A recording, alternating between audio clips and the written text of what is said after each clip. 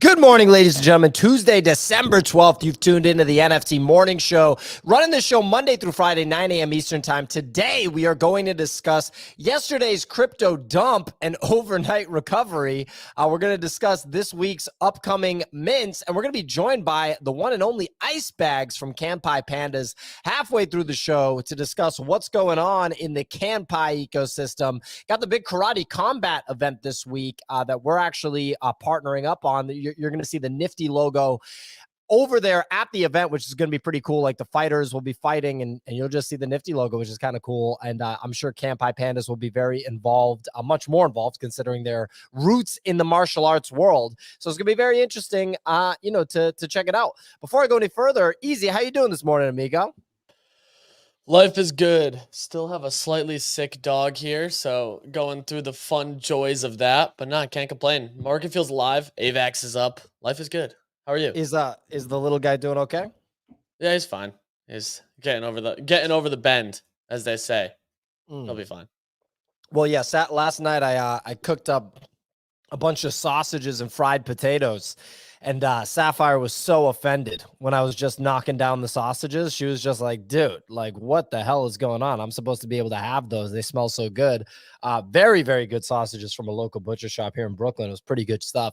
Anyway, ladies and gentlemen, we are going to shout out a BoDoggos community, or just shout out the BoDoggos community in general for getting Miss Joe over 100 followers in just a couple of hours. She put out a challenge. She said, I will change my profile picture if I hit 5,000 followers, which is like, 100 new followers. She said by Christmas. So this was a very realistic goal by Miss Joe. Nick, you notice this, how realistic this goal was? Yeah, that was, although, dude, people got to get a little more creative, I think, with the with like what the objectives are here at this point. It's like, yo, if this tweet gets 50,000 likes, I'm gonna switch my PFP. I bet you just fucking change your PFP because you like it. Like, I don't know, like, you already know that there's a community there. Like, get active. It's not about some like 50 people following you. It's literally about you just doing a damn thing. Like being active in the community that you're doing. So I don't know. It seems like a bunch of nonsense. But I was like, that's like buying an outfit. Just went into their store and purchased. Like, you bought the pants. Put them on. Okay. I don't understand. And get active. Come jump in the Discord, say what's up, say you're a new community member, let people check out your Twitter. You're going to get the followers and the likes and all the clout that you ever dreamed of. Okay? Well, there you go. What I do like that is that Miss Joe selected the BoDoggos trait with the eyelashes, which, the market has decided is the kind of female BoDoggos trait, which obviously when we put it out, we were like, that's going to be the female BoDoggos trait, but it's not like we ever came out and said that. So very, very cool to see that fully recognized by the market. Want to shout out the BoDoggo. It's difficult for them to parse that one, Pio. Let me tell you, because a lot of people went through and they were like, but where's the female trait? They're like, those eyelashes look totally masculine.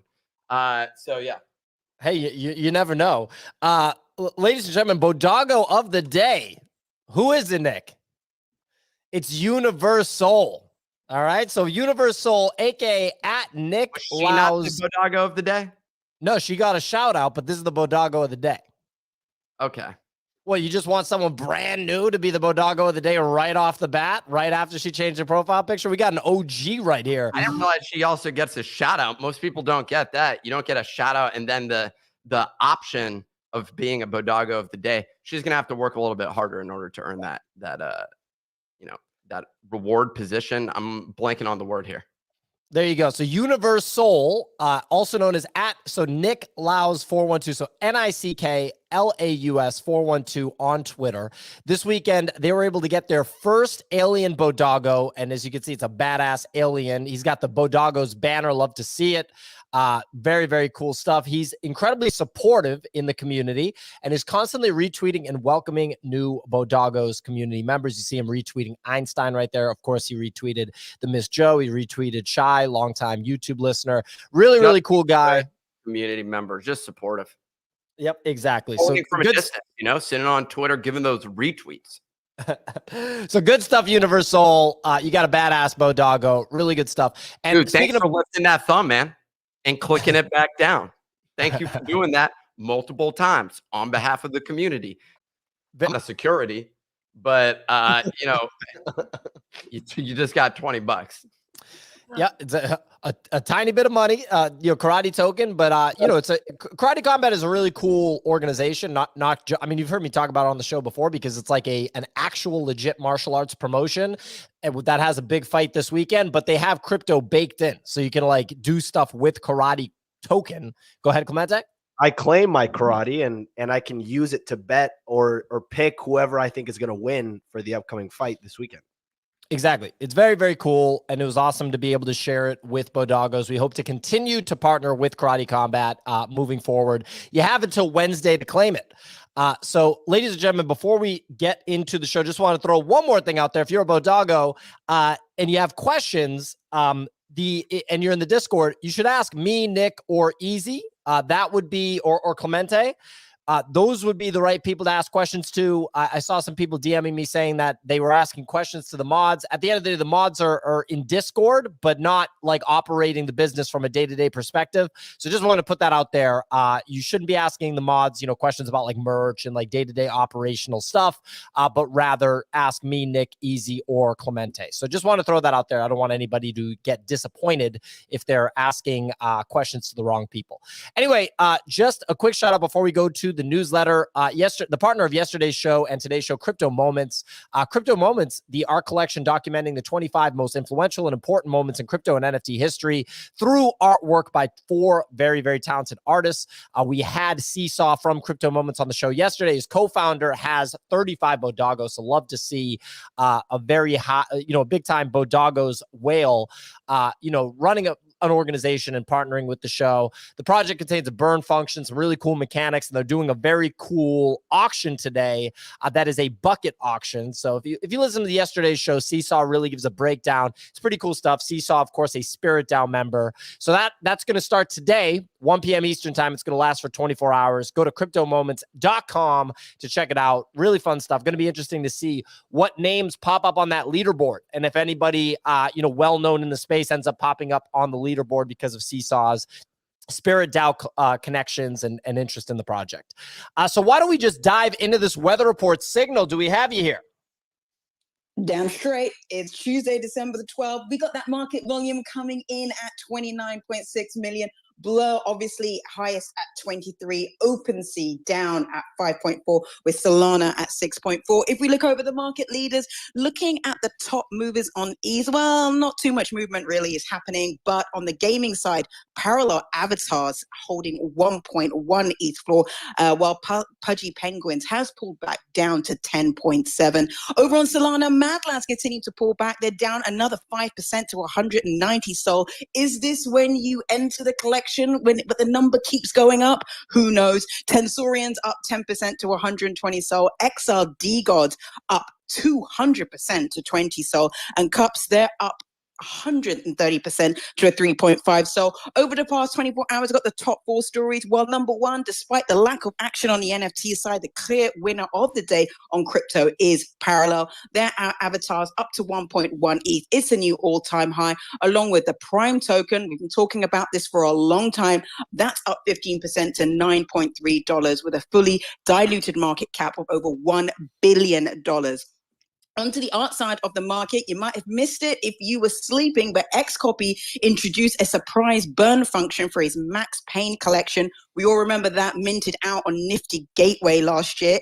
The burn yesterday allowed 500 holders to burn a Max Payne NFT plus 0.1 ETH in exchange for a new damage control piece. Damage control is holding a 0.9 ETH floor, while Max Payne pumped 2x before retracing to 0.5 ETH as people expect more burn functions to come in the future.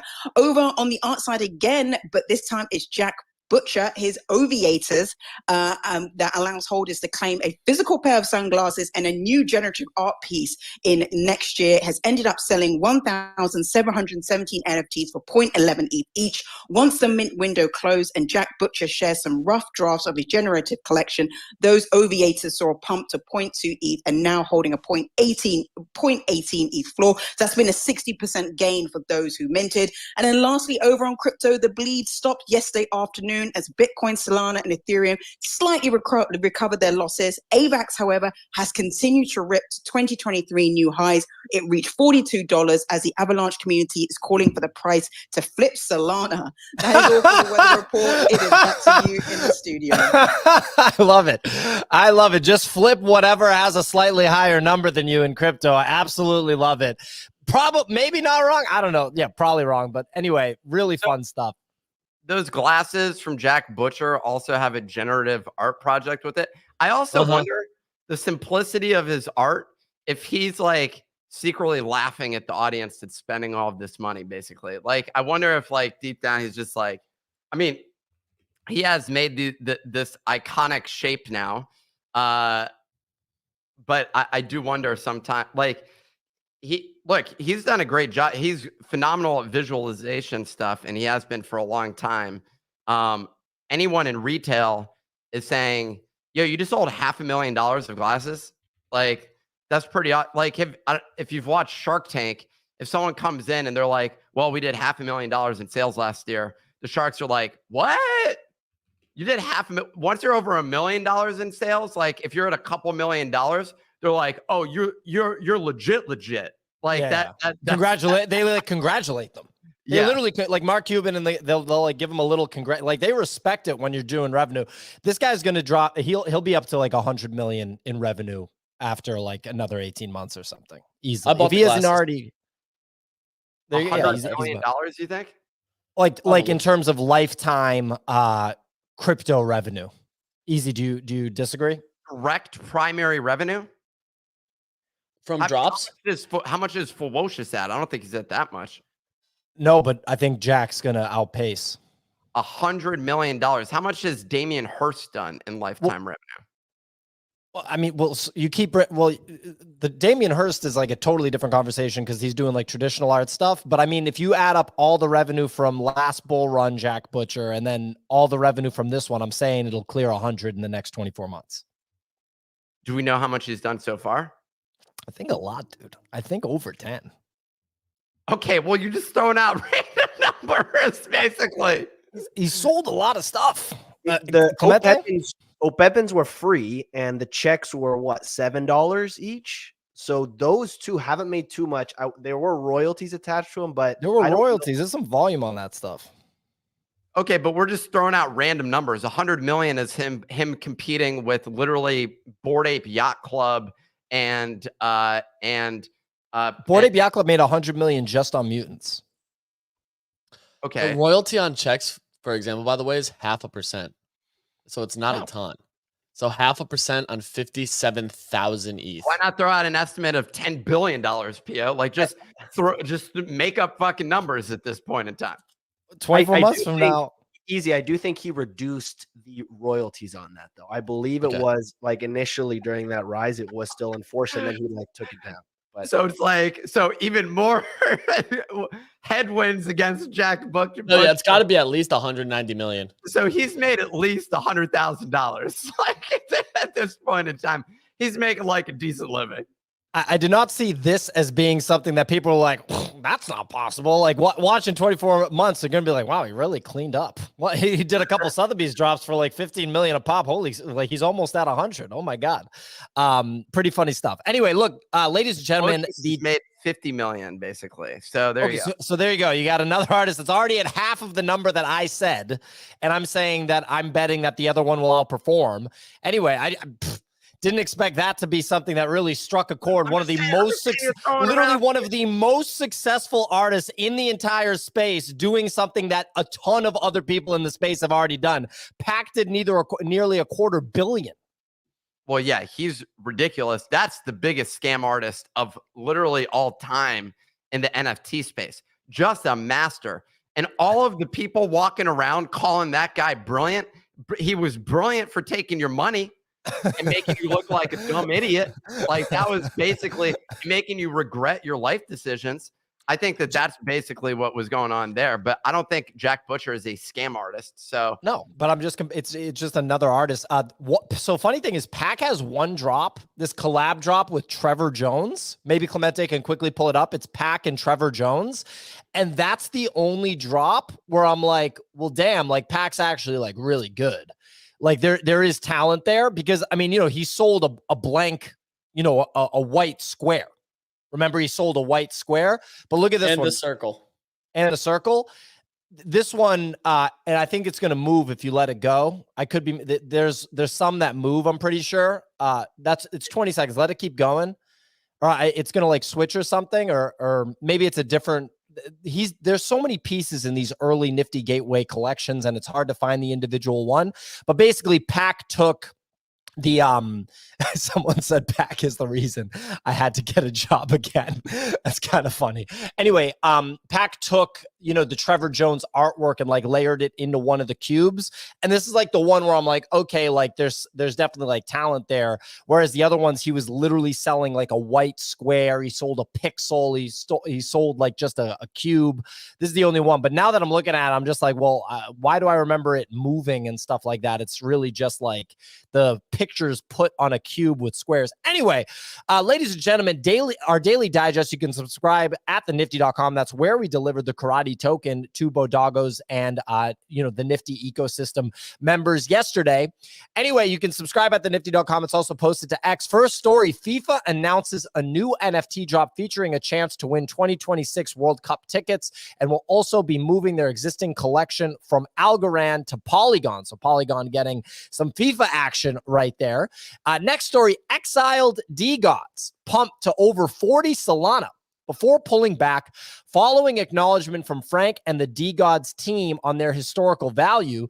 Easy, what do we think about exiled DeGods?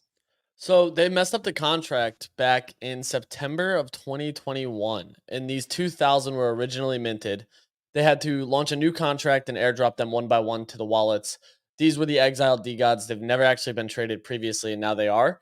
They have a 25% royalty on them, so pretty hefty royalty. That royalty originally was sent to Frank. He got about $50,000 into the DeGods treasury before then saying he wants to fix the divide between Bonk, which was the meme coin on Solana, and DeGods, because Bonk burned $500 billion in allocation of Bonk, which was like $6.5 million. So in turn, now they've adjusted the contract, so every single royalty is used to buy Bonk, lock it in the LP, and burn the LP. So just basically providing constant liquidity on all transactions. It's the only DeGods that are still on Sol. So there's this narrative going around. There were 9 Sol yesterday before the announcement, now back up to 25. When they first started trading, they hit a high of 30. And then Frank went on this kind of long rant where he outlined the history of Solana in one of his posts. Yeah, this one. Basically the whole history of Sol told through the eyes of Frank. Interesting. Okay, well, we'll see what happens with DeGods and exiled DeGods and the other assets in the ecosystem. Clemente, these things flipped Utes, didn't they? Easy. They got up to they've officially flipped Utes. Yeah, in the Discord, we were like, "Holy shit, these got to 45 Sol." Are you kidding? You didn't get any of these, did you? No, I stayed away. The 25% royalty, I'm not touching with a 1,000-foot pole, dude. this is like historical NFTs once again. We're crypto skulls. We're back. It's like rare sats. Next story, Bankman, a highly anticipated mint. The biggest joke in NFTs and crypto, dude. Trevor got like Bitcoin community is just filled. Can you imagine all the scammers pumping the bullshit rare sats? I mean, those things, there cannot be a bigger joke than rare sats.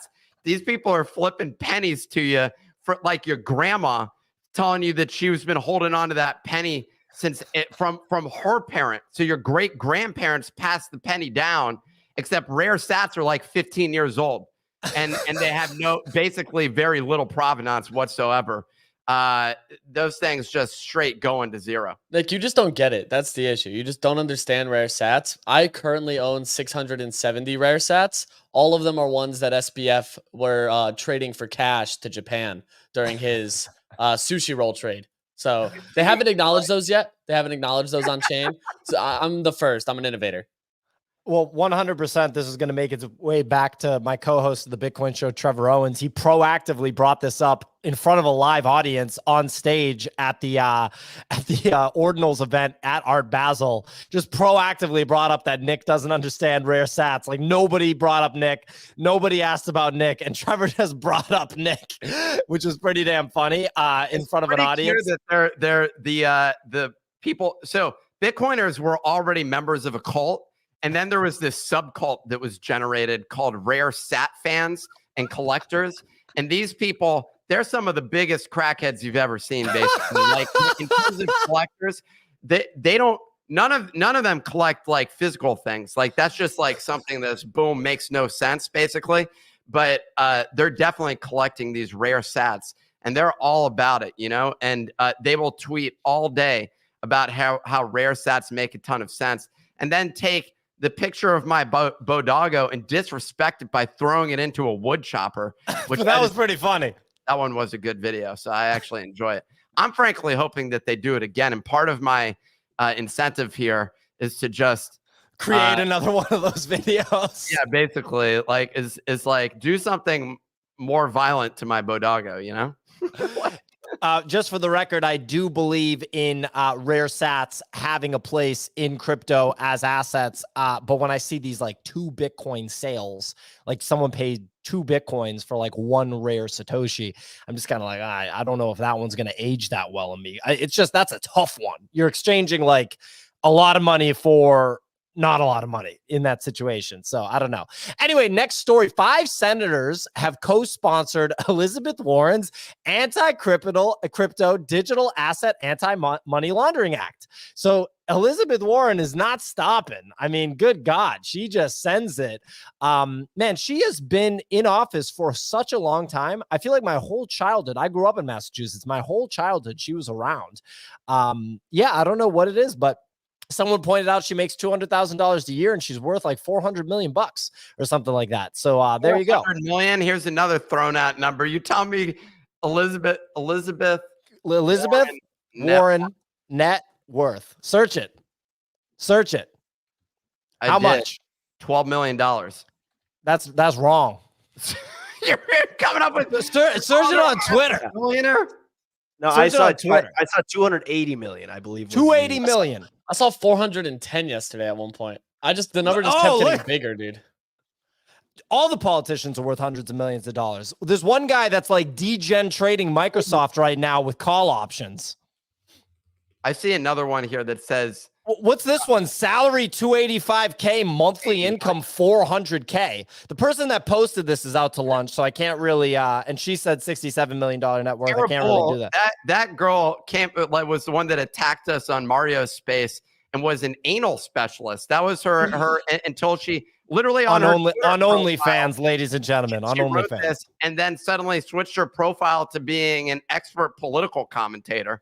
Like, get the hell out of here. And after she attacked us and said we were just lying, and I sent her literally a video, I was like, are you going to actually recant your statement? She just ignored me and proceeded on with her life. That woman is a bigger scammer than the rare sat collector. Bigger than Pac? Everything Nick said. That's hard to outdo that. Everything that Nick just said is true, ladies and gentlemen. I feel like, people don't know whether Nick's like, making something up to be funny or not. But like everything that Nick just said is 1,000% true. OnlyFans turned political commentator. Anyway, with the details that Nick shared being the actual details that were in her profile. Anyway, BoDoggos were featured in Shrapnel's latest gameplay teaser. Love to see it. Absolutely love to see it. Shout out to our pals at Shrapnel, our key gaming partner right now. They got the BoDoggos gun. Looks like they've been tasting the food over there at the Shrapnel headquarters in Seattle. Really cool to see a BoDoggos gun just laying waste in the Shrapnel ecosystem. Very, very cool stuff. I'm sure that there will be more cool things that we do with them in the future. Nick? Dude, BoDoggos are all about just slaughtering people, dude. That's like what we're about, you know? So like throw that logo on a gun, bam, and blow your favorite friend's brains out. Nice. I see Nick's very used to video games and it doesn't think first-person shooters are fucked up. Anyway, first story. So we're gonna have Bagz joining us very, very soon. Some quick hitters before he joins the show. So Really, you haven't played them because isn't the goal to blow your friend's brains all over the floor and mop them? You sound like Robert De Niro in a Martin Scorsese movie from the 70s or 80s, just doing a mob part. That's not how modern video game players talk. They're just like, oh yeah, got a headshot. Good game, man. Good stuff. Oh no, they say way worse than that. Way worse than that. In the lobby of a fucking Xbox game or something like that. Yeah, it's not. Hey man, good shot. It's usually. I'm not gonna say it. I'm sure that there's a lot of. We literally could not say on this show, because we would be just abruptly canceled for the conversations that go on during those games, Pio.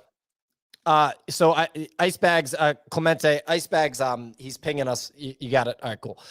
Anyway, so some quick hitters. We got the crypto market recovering after the little dump. I saw our buddy, our co-founder Kix, have a little joke tweet that was like, I survived the bear market of like, December 10th and 11th.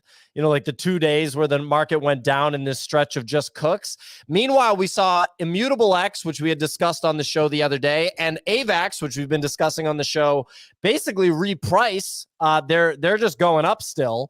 What do you make of the action in the market from a token trading perspective? Let's start with Nick, then we'll go to Easy. Look, I've been saying for a long time, and Easy just copy traded me here.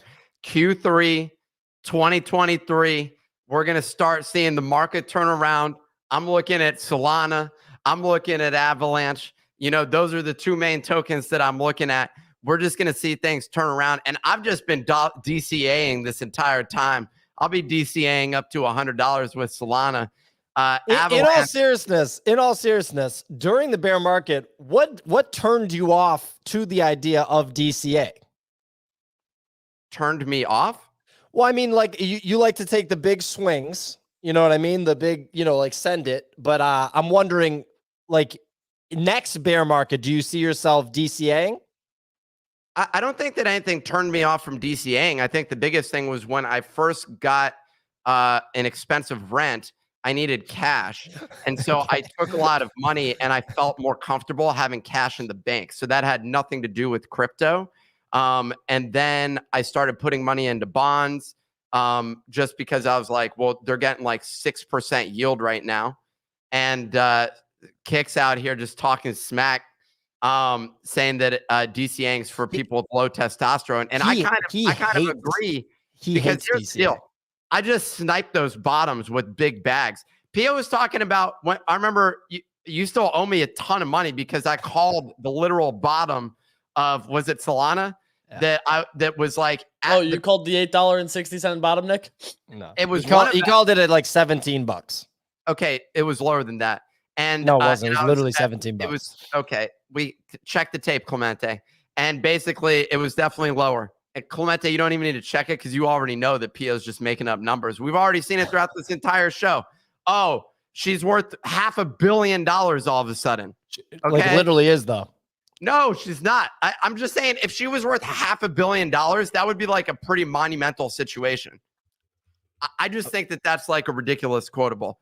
If someone's got some data on this, then I'm more than happy to take a look. But anyways, well, I just found this tweet, Nick. It's from Meat Rocket 420, and it says Elizabeth Warren is worth $420 million, and you're still broke. Okay. I mean, Forbes reported that source. Forbes reported that she's raked in $4.6 million in compensation, for selling books, I guess. But I mean, that, that's kind of like actually above board revenue there. You're allowed to sell a book. You're allowed to sell a book. Okay, now, multiply that by less than over 100 years, and you end up with the amount of money that you're claiming that she has here. I would be, her having $50 million, okay. but $500 million is a lot of money. It's for sure over 100. They all the senators have over 100. Like actually, okay. because Another wild claim coming out of left field here. Every senator has over $100 million. As soon as you get to that level, he's nodding his head. It's just insider trading central. It really is, dude. It really is. Like 5 more years till I run, boys. 5 more years. Yeah, exactly. Easy. This is the arc for Easy leads to government office because Pretty then straightforward. yeah, exactly. Because then Easy, that's like the ultimate level of trading. Easy's doing it the hard way now. Here's according to, and obviously Wikipedia is not 100% accurate here, but 11 out of the 49 senators have over $100 million net worth in here, according to this. There's 100 senators, Nick. Well, why do they only have 49 on here? I don't know. Because it's all wrong. Maybe. What the hell? Oh, maybe this is Congress. What the fuck? Okay, well, this is obviously a bad Wikipedia page. Okay, that's what I'm saying. Signal's got her hand up. Yeah, no, normally I am not on the same page as Pio. He's so out to lunch. He's not even having lunch on most things. He's mostly out to dinner. But I have to agree with him. Number one, Nick, he was right. It was $19 on Solana when you wanted to do that snipe. I think you wanted to put in 5,000. Solana was at $19. Number two, on the sorry, my mind's gone completely blank. Out to lunch, Sig. Sorry, Pio. You're 100 million for Jack Butcher, right? I don't think Pio's out to lunch to this, and I'll tell you why. It's because if you look at the people who are the most, like the highest grossing living artists, you look at people like Damien Hirst, Jeff Koons. These guys are worth like 1 billion, 500 million. It's taken them probably, I don't know, 50, maybe 60 years. I don't know how old these guys are. Not Damien Hirst, but Jeff Koons. Yeah, Jeff Koons for sure. So these guys have taken probably 3 decades to get to those numbers. All like what this like NFTs, all this fine art is allowing these artists to do is to get to those numbers way faster. Like to become a millionaire used to take, I don't know, probably 20, 30 years. Now you can become a millionaire much faster. So the new touching point is to become the billionaire. And I really do think Pio is not out to lunch on this number of 100 million. It will take somebody like Jack Butcher. But it will take somebody like Jack Butcher. Like just put it in context, right? Xcopy said you have, let's say, a 1-hour window to go and mint and burn Max Payne for 0.1 ETH, right? That like people flew and did that, right? If you were a mid-tier artist with the same reputation but not online, you would never be able to sell out and gross those kind of numbers because they don't have that digital presence. So I think people like Jack Butcher, who are not household names, will be able to get to 100 million way faster than somebody like Jeff Koons or Damien Hirst did in their career. I didn't say that it'll never reach $100 million. Pio was the 24-month timeline is just out of the question. I just looked it up. How much do you think? 24 months. I said 24 months. How much do you think Xcopy made on Max Payne, Nick? A lot. Okay, how much is a lot? I don't know, 25 million. 21 million on just the primary sale. Forget about any royalties, anything like that. Yeah, so that welcome gets you to the fact check hour. Let me just give you one other fact check. Someone give me some data that shows me that every senator is worth $100 million. I will pay $1,000 I will bet $1,000, Pio. Are you willing to bet $1,000 on this fact that you just you're making me do a bet that every single senator. So in other words, if one guy's worth 85 million, I lose the bet. I will bet you that the average is closer to $15 million than it is to $100 million. That's how far I'm willing to bet this thing. The average net worth across all those senators, you're not going to have 2023 data, so good luck finding that particular thing. I'll take it as a W. Just the fact that you're bringing up that the average is 15M when they make like 200 grand a year, I'll take that. Wait. You said Senate, right? Yes. Okay. What's crazy to me here is that data only goes back to 2012. So that's great. That's the latest thing I've been able to find. And what's the average net worth? 14. What? 14. The average net worth is 14 million. They make 200 grand a year. Okay, but that's an order of magnitude off from the statement that you said. You're just like out here just proclaiming. Well, you know what? You know what pisses me off, Nick? You know what pisses me off? The liberal media over here, because the Democrats, yeah, this probably is the woke the left Democrat fault. Senate average is 13 million, and the Republican is 7. So there's a that's huge pretty funny. discrepancy. So we got Ice Bagz from Kanpai Pandas. Really excited to bring him on. Real quick, Bagz, he's backstage in the green room on the YouTube. He's worth $40 billion, this dude, Ice Bagz, dude. Fucking $40 billion is the stats that I'm hearing. We just got literally about to buy the MMA. He's going to buy the MMA. I love to hear it, Ice Bagz. You're going to buy the MMA, buy the mixed martial arts sport, not the UFC. But anyway, could you join the Twitter stage? Own anyone that walks into a gym and even practices it. That's how wealthy this guy is. Just going to have Ice Bagz join the Twitter stage and then bring him on in just a moment. Just have him join the stage and mute. Definitely check out the karate. Anyway, ladies and gentlemen, real quick, shout out to our partners for today's show, Crypto Moments, our collection documenting the 25 most influential and important moments in crypto and NFTs history through art by 4 very talented artists, one of which is Pixelord, who's a longtime supporter of this show, been on the show listened to the show for quite a while. Very cool mechanics in the show, cool auction style, a bucket auction, some burn mechanics. Seesaw, one of the co-founders, of course, is a member of Spirit DAO. His co-founder actually has 35 BoDoggos, so we love to see a BoDoggo whale making moves in the NFT and crypto industry. Or something? Isn't that what we call it? Over 25. Yeah, exactly. And so go to cryptomoments.com, check out the pinned tweet, and check it out. It's happening today, 1 p.m. We got Ice Bagz, ladies and gentlemen. Mr. Kanpai Pandas himself. How's it going, amigo? Good, brother. And you did nail that. It's right around 42 billion. There we go. So, I don't own MMA. I actually own all combat sports. Okay. Pretty good. He's got judo, he's got sambo, all that stuff. Does it feel weird to be on a different podcast than the OverDogs podcast, the literal smash hit podcast in the MMA community? Yeah, man. I love it. I love doing this show. You guys have probably my favorite show when it comes to crypto, Web3. I love it. I appreciate it, man. Your boy, your co-host, Mike Perry, caught a W in bare knuckle boxing last weekend. And obviously, we're going to talk crypto stuff with you. It's not going to be only MMA because this is a crypto show. But congrats to Mike. What's it like doing a podcast with that guy? That must be a lot of fun. He's an animal, man. So I was in Salt Lake. I don't know if you guys realize, but I was the one rubbing the ice on his back in between rounds. You're in his corner. Yeah, he said I'm the best Iceman in the fucking game. Well, it fits the name. It fits the name. We should give context. At one time, Mike Perry decided that his whole corner, which would normally traditionally be 3 people, it'd be like, your boxing coach, your striking coach, your jiu-jitsu coach, whatever, your head coach. It'd be some combination of literal specialists and martial arts experts. Mike Perry famously, in an actual UFC fight, said, nah, my girlfriend's going to be the only person in my corner. She's not a martial artist. She's just literally my girlfriend. She looks so stressed out. He's like, yeah, put the ice on my back. Like that's one of the wildest things anyone's ever done. Mike Perry is a wild man. Very, very cool to see him catch a W. What's going on with Kanpai Pandas, man? You are making moves. You have a literally successful MMA podcast. You had Ariel Helwani, one of the top MMA reporters on the show, longtime OG reporter. You've had the biggest names in the sport. You did a 90-minute interview with John Jones. No one gets that interview, and he's the greatest of all time. And you obviously sponsor him. That's got 150K views right there, the John Jones interview. And I saw a ton of viral clips from it. What's going on with Kanpai Pandas, man? You guys are building a real empire, it seems, in the martial arts world.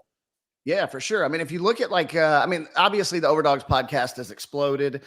We've had, Sean Strickland, the middleweight champ. We've had John Jones, the greatest of all time. We've had DJ, debatably the greatest or second of all time. Yeah. Mighty Mouse. We've had our last 3 fucking shows have been Ilya Taporia, who's fighting Volkanovski for the title. We talked about him last time, and last time you were on the show, you brought him up. This is before he had, 2 fights ago, and I said he could be champion, and you said he could be champion this year. That was earlier this year, and in my head, I was like, "Yo, Ice Bagz, that's like a little bit of an aggressive timeline." He's fighting for the belt in January. You were so close. Yeah, so we had Ilya Taporia, then we just had Devin Haney, who just won probably one of the biggest boxing matches in the last few years. I mean, he dominated. So Mike and I were actually sitting front row at that as well in San Francisco. Phenomenal experience. Just watching. You're just living the life. It's incredible right now, you know, and getting to know these guys. And then of course, the next one that we did was Ariel Helwani. Ariel does no other podcast outside of his own, right? I mean, he's got the biggest show on the planet when it comes to MMA. So, you know, we got to chop it up with him. It's like me and Mike were sitting there talking about it at the fight. And it's like, who the hell do we even bring on next? You know, I would love to get like Chael on. I think that would be a great one. But yeah, we're at this point now. It's like, who do you even bring on next? Because we've hit like every tier at this point. So it's been fun, man. It's been a good ride. I recommend some of the senators because you can investigate their net worth. Do you have a booking agent for that show, Bagz? I handle it all myself. Wow. Okay. Very cool.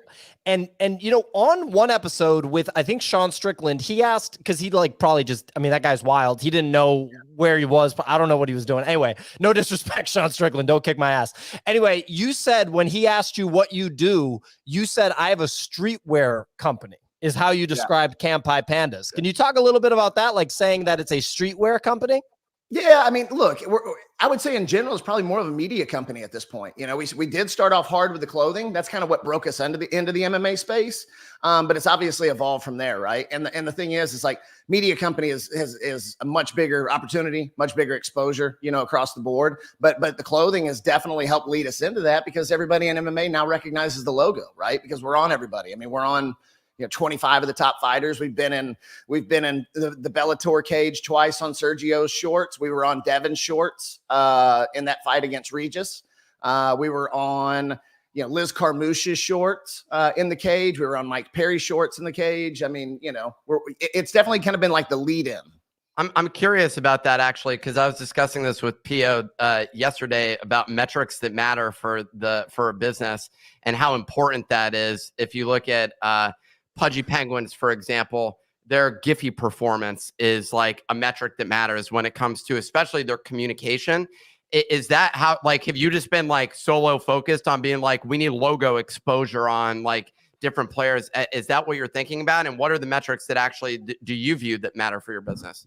Yeah, for example, especially with the show, right? YouTube, because what we do is we use these shows, the full length, and then we chop them down to the shorts. Like if you were on the YouTube page and you went to the shorts, we've got 1 million views on some stuff. I mean, I think like the top 10's over like 300,000, views each. And then what we do is we chop those into TikTok, Instagram, everything as well. So, we're definitely watching those views metrics. If you look at it, like when I launched the media company, I hired a guy named David Nam. He was an executive at Red Bull Music, right? So I was like, if we're going to do it, we're going to do it the right fucking way. And we've had a lot of success just because of that.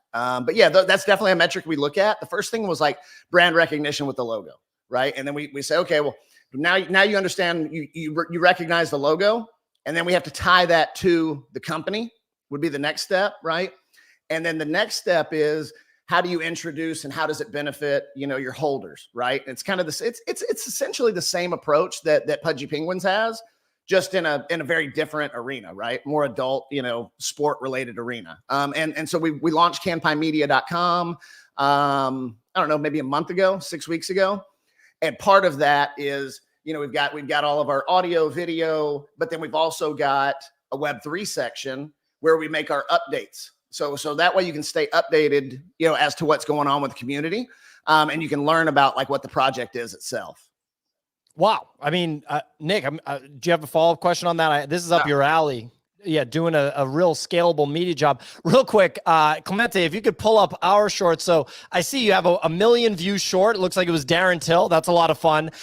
Funny enough, we know something about making MMA shorts that go viral. Clemente, if you can pull up our YouTube channel. During the bear market, we accidentally struck a chord. MMA content can go super viral. And we've got one short with 6 million views where I'm talking about Conor McGregor. Just check this out real quick. So we got 6.3 on one Conor McGregor, 5.1 on another Conor McGregor, and I think that there's at least one more. The MMA, is definitely a well that you can turn to. So what's the game plan to connect all this to the NFTs? Because when Luca was kind of experiencing the initial rise of Pudgy Penguins, call it from like a price appreciation standpoint from 3 to 7 ETH, the kind of typical NFT commentary from the hardcore crypto enthusiasts and NFT holders was like, well, what does, the Giphy views or what do the toys do for the NFTs, right? And so you are obviously getting real traction in media on the MMA side, but regardless, I mean, I watched the subscriber growth on that channel. I think you guys are pushing 50K subs on that YouTube channel in not a long time at all. Just pointed out a viral short and some key videos that have hundreds of thousands of views. What's the sort of game plan to integrate the NFTs, or is it just build a really successful business that has crypto products, that has NFTs in it, but don't try to rush, the NFT kind of side of it? Like, how are you thinking about it? Yeah, my whole thing has been not to rush the NFT side. And I understand like holders get, antsy, when it comes to that side, but I'm like, hang on, just give me a fucking minute here, because I can't be like John Jones, talk about Kanpai Panda NFTs, right? Because he's going to get flamed. Yeah. And then he's not going to want to partner with us. So, it's definitely something that you've got to kind of scale over time. And that was part of launching kanpaimedia.com, was so that we can have this one spot for people to go to that also introduces them to the Web3 side, right? Because now it's like, okay, now you have all these people that enjoy combat sports or other sports or sports betting or whatever we've got on there, but then they can also learn about the Web3 benefits, which is, sweet tickets to UFC events and karate combat and all this other stuff that they're actually in tune with, right? Where our market is not, and we're using Pudgies just because their recent success has been amazing and what Luca's building there. But like ours is not into plushies and toys, right? Ours is a much more adult audience that's more interested in what we're delivering, right? And so that's the way that we're approaching it right now. And then we've got a couple of other things. We've got a big announcement tomorrow, probably our biggest announcement ever, dropping tomorrow at 3 p.m. Eastern. I can't go too much into that, but if you tie it back, there's been some hints on my Twitter account. What are those hints? Go to the Twitter account and look. I'll just say that my account and another account have both been kind of posting the same thing, for tomorrow. Well, that's very juicy, very interesting. And you have the ETH collection, you have the Solana collection. And I think, and this was something you took over this collection. I think you described it like initially for fun and like for laughs. You were like drunk and you ended up buying it or something like that. It took 6 months to mint out during a bull market. You grinded it out and have obviously had significant success when it comes to price appreciation. It sounds like you don't have the burden of having like 50,000 tokens and things like that to have to deal with, but you do have the ETH collection and the Solana collection.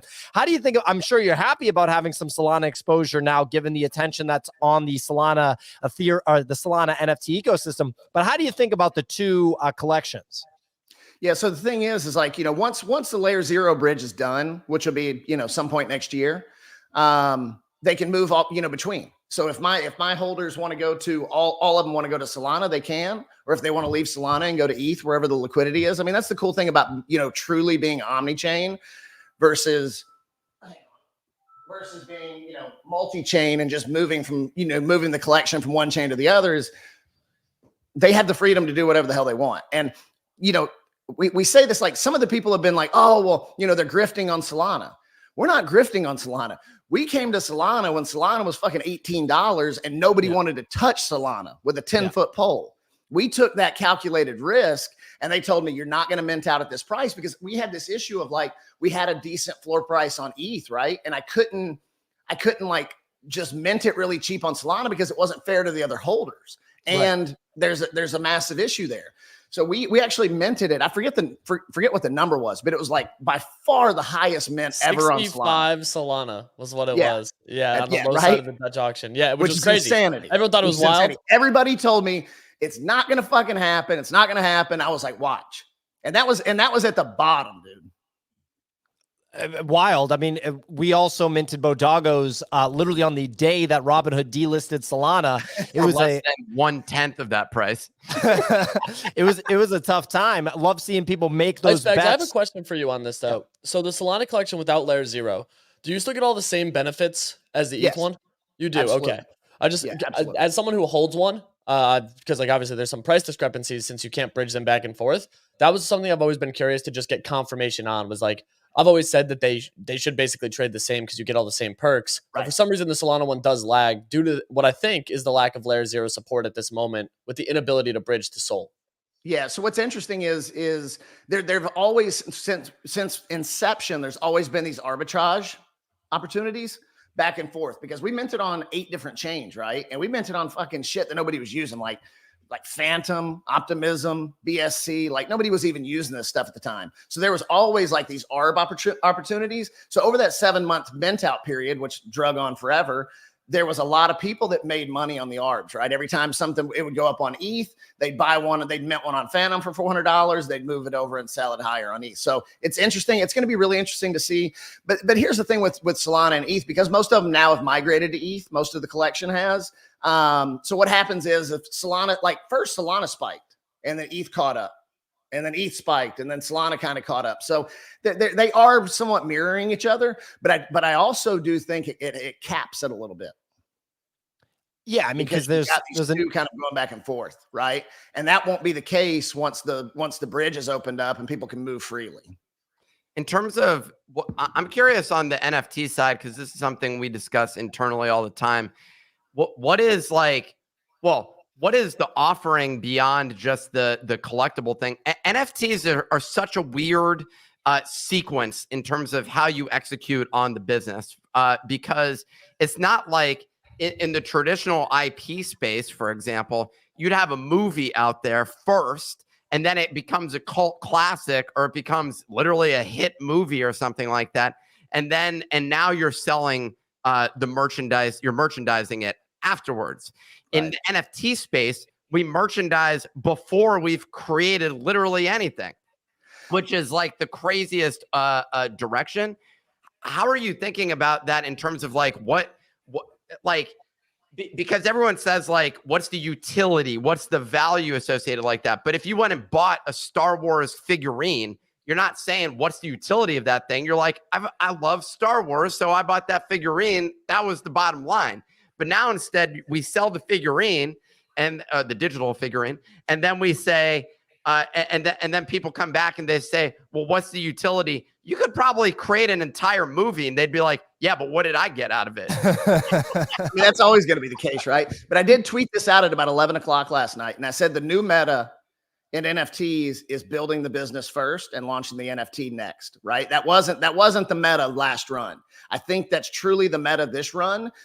Specifically, and I mentioned like Tensorians and Mad Lads, right? Because you've got 2 powerhouses over there on Solana that are rolling right now, you know, from an NFT appreciation perspective, but they had a product. And I think that's going to be truly the meta. This run is not so much smoke and mirrors. Believe me, there still will be because people want to fucking gamble. There still will be. Yeah. But I think there's going to be a stronger meta. And I think the people that lead this run are the builders. If you look at Pudgies and you look at Tensorians, you look at Mad Lads and you look at Pandas, like these people are building real legitimate products.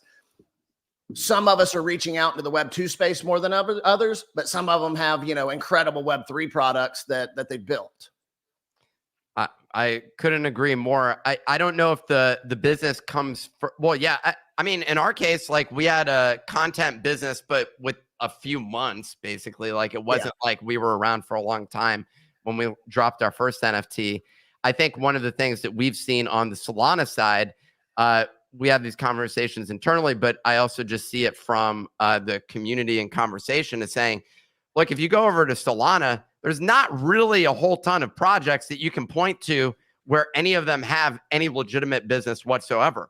We look at yourself, like Kanpai Pandas. We talk about, like you mentioned, with Tensorians, Mad Lads, BoDoggos, essentially, because we've been building this media business. But like, there's not really a lot more. Now there's others. Repose the coffee selling the coffee. Love to see it. And I mean, you could argue like the Heist and Famous Fox have like, they at least have a product or something else that's going on there. And even if you include that degree of like actual business or product that's in the market, you're still limited to like 10 businesses basically that are on Solana. Whereas if you go over to Ethereum, there's a lot more people trying to do things, I think. Maybe. I don't know. Are there? I really don't think there are. I really don't think there are. I think there's very few NFT projects. I think there's maybe 10 in total that are actually building something that has an opportunity to last. I'll say there's other people that are building stuff, but most of these guys are young. They don't know what they're doing. They're going to fail. Just like most startups, not just NFTs. Most startups, fail anyway. But I think there's probably 10 that'll last, that are out there right now that'll actually build something and last past mint funds and royalty funds.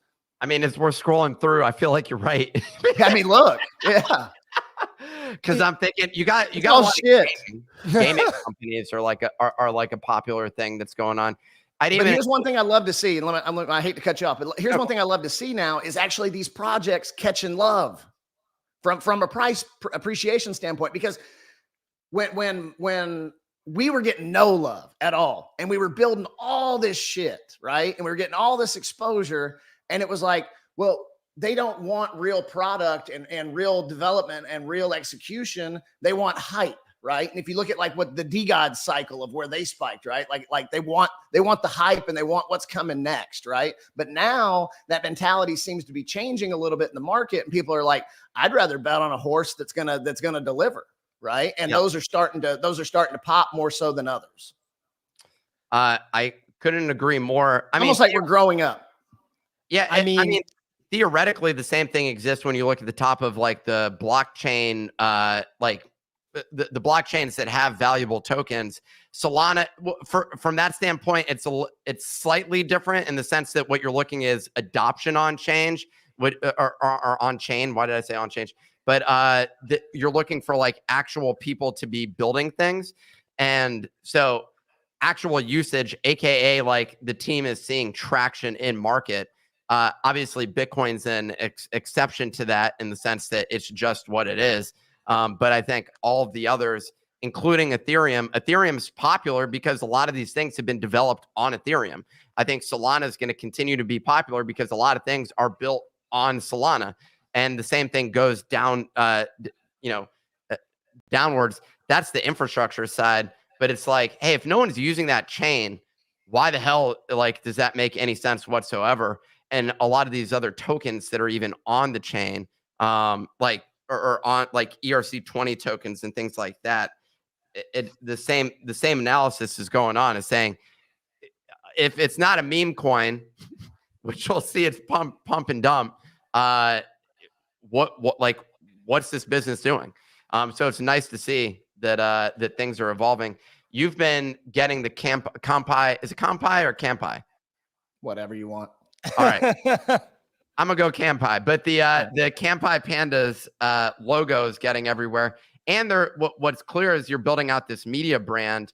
When you started, was that just the whole goal, is build a media brand, or is there no, just totally evolved into it, right? Like it was like, and I've been building businesses for 20 years, right? And you have to be nimble as a founder, as an owner, whether it's Web 2, Web 3, whatever. And you've got to say, okay, I see an opportunity in this market, and I'm going to take it. And if you get traction, then you keep pushing. And if you don't get traction, you kind of, change directions a little bit. I mean, I've been here and done that. So that's kind of what we did, is we said, okay, well, we've had some success here in the MMA space. Why don't we try this? And then the show took off, and it's like, all right, now we need to keep pushing down this path because we've had success, and we'll continue pushing down this path until we start to see less success. Right. And then we'll start to branch out into other things. But like, we're about to launch OverDogs Espanol with Yoel Romero and potentially Ilya Tapuria as full-time hosts on that. That's going to be huge for the Latin market, right? Because those are two of the biggest names in combat sports, and we're going to have a regular show. I plan to have 4 or 5 different shows. Mike Perry and I are working on another one as well, where like we'll get MMA fighters to roll with celebrities, like jiu-jitsu roll for like 2 minutes and then kind of make a show out of that, which would be fun. So I plan to have 4 to 5 shows by the end of Q1. But then if you look at like utility for the holder side, I mean, we have so much shit going on. Just right now, we partner with Karate Combat. In that prize pool right now, because we do like a fantasy league with them for our holders. In that prize pool alone, there's still over $1 million in karate token. Like last month, I think the top winner won like $45,000 in karate token, right? So we've got that. We've got NFL fantasy football going on for 2 Super Bowl tickets. We've got Champions League soccer going on for 2 Champion Leagues finals tickets. We've got NBA going on right there for NBA finals tickets. And then we're running a poker circuit where the guys get together twice a week and play poker for an extended period. And we're giving a WSOP main event seat away. So we've always got something going on for the community. And I think it's hyper important that you keep the community engaged. And I mean, you know, just in one contest, we've given back more to holders than anybody on the planet with the Karate Combat. It's something like $1.3 million in total. You guys own a suite at Allegiant, right?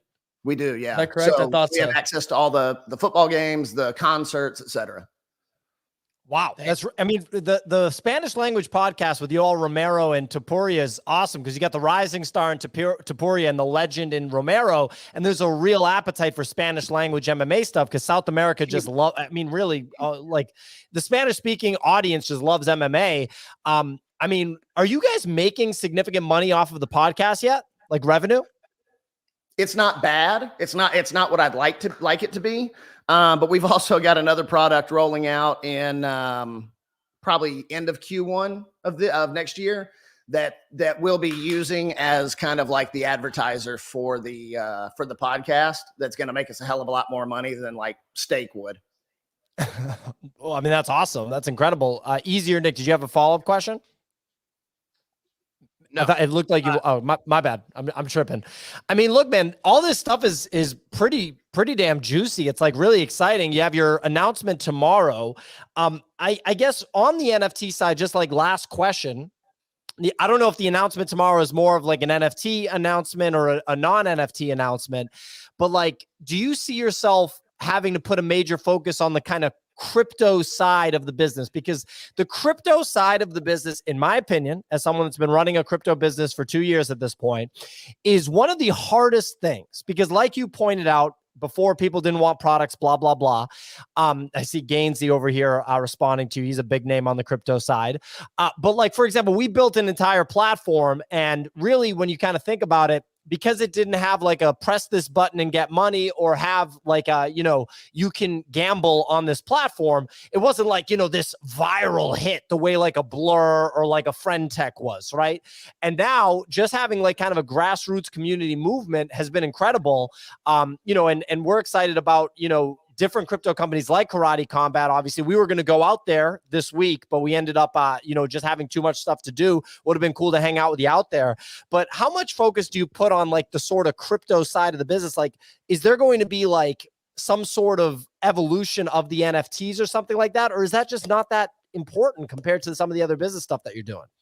Well, it very much is, but it's definitely a mix, right? Like if I guess the phrase Web 2.5 is used a lot, but we're very much so Web 2.5, right? Like we've got a mix of both. But yeah, the announcement tomorrow, I'll just say, is an acquisition. On the Web3 side. So that'll be very much crypto related. And then we're going to be building out a product in either Q1 or Q2 that we'll be launching on Solana. I've got a call with Tensor here in about an hour and a half. But we're going to be launching a Web3 product on Solana as well. We got so much shit going on, man, between Web 2 and Web 3. But yeah, crypto is definitely going to be a major focus for us, in the next year for sure. Yo, we're excited to announce that we just got acquired. Yeah, let's go. OverDogs meets BoDoggos. Love to see it. Wow. So How's a billion sound, Nick? Dude, that's how I'll have 41. But it feels like a great start for my career, so I'll take it. Well, can't wait to see who you guys acquire, or if you get acquired. I mean, who knows? But that, I'm assuming it's an acquisition that you guys are acquiring. Anything else you want to like let people know? Like, so you're going to be at Karate Combat this week, right? Oh yeah. So we throw a annual party called Pandemonium, and all pandas get in for free. So we've got Karate Combat on Friday night. We had I think they gave us 100 tickets to that. So we've got Karate Combat on Friday night, which is going to be a dope one. You got Pettis and Benson going at it again for the third time. And then there's UFC, massive UFC card on Saturday night. Yeah, huge card. Completely stacked. We've got a bar rented out, the Cosmo, for all of our holders to do a watch party there. They're gonna play the UFC fights for those that don't want to go. And then we rented out Dre's After Hours, and we're throwing our Pandemonium event there. We'll have a bunch of UFC fighters in there, all of our holders in there. It'll be a great time. Oh, that sounds like a jam. Pissed that we can't make it. That would have been a lot of fun. Ladies and gentlemen, Kanpai Pandas. Maybe we can't, Pio. I don't know. I'm just, all you have to do is book a fucking ticket. Let's go. The people at Karate ticket that's not canceled yet. So yeah.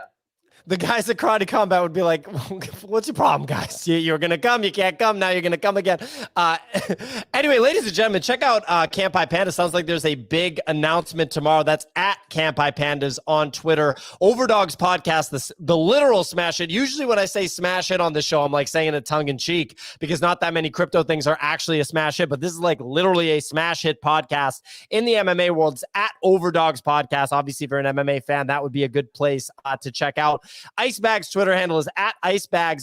We love having thought leaders in the NFT space on the show. Icebags has been going at it for a while. Thanks for joining the show today, amigo. And, have a great time in Vegas. Wish we could be there. Yep. I wish you could too, man. If you can come out last minute, come on. Karate Combat would be happy to have you guys there fucking filming, and then you can come party with us after. But also check out at OverDogs Bet. OverDogs met going the gambling. I mean, look, that is very smart in the NFT space. Absolutely. Nick? Not on the OverDog side of things or Kanpai Pandas. I was saying on the Karate Combat side of things, if you're not on the email list, we just gave out a couple $100,000 of karate yesterday.